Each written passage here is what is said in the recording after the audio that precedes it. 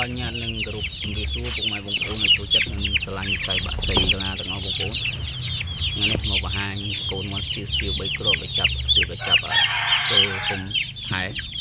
អានេះរូមស្អាតភ្លឺស្អាតហើយចិត្តល្មមជុលអានេះខ្ទង់គីឡូ25 26ហ្នឹងបងប្អូន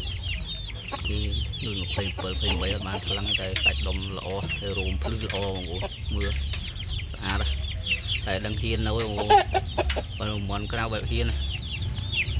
អានេះគ្រាប់ទី1បងប្អូនអានេះប្រភេទបាជុំផនសេរីថ្មីមេជុំផនវៀតណាមអញ្ចឹងមានឈាមវៀតណាម 25% ទី1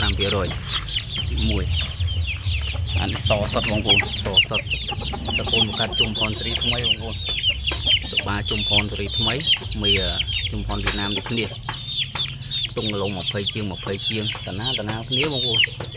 ចឹងបងប្អូនចង់បានអាចតាក់ទងបានតាមលេខទូរស័ព្ទរបស់ខ្ញុំ096 4000 659ឬតាម Telegram លេខហ្នឹងដែរ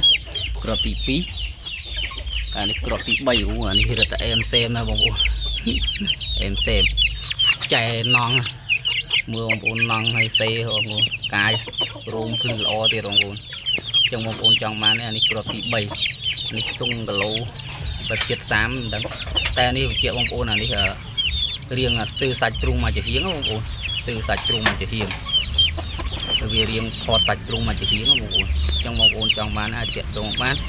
តាមលេខទូរស័ព្ទរបស់ខ្ញុំ096 4000 659ឬក៏តាម Telegram ក៏លេខហ្នឹងដែរហើយកុំភ្លេចជួយ like Subscribe ឲ្យ channel ខ្ញុំម្នាក់មួយផងបើទោះបានវីដេអូថ្មីពី channel ខ្ញុំអញ្ចឹងណាបងប្អូនសអានោះមិញក៏សអានេះសអានេះសហើយនេះគ្នាបោរូមភ្លឺល្អជិះចឹងបងប្អូនចង់បានអាចតាក់ទងបានតាមលេខទូរស័ព្ទរបស់ខ្ញុំ096 4000 659ឬក៏តាម Telegram ក៏លេខហ្នឹងដែរតែបញ្ជាក់បងប្អូនអត់ទាន់បានថ្លឹងតែដឹងគីឡូ20ក្រាស់ពួកនេះ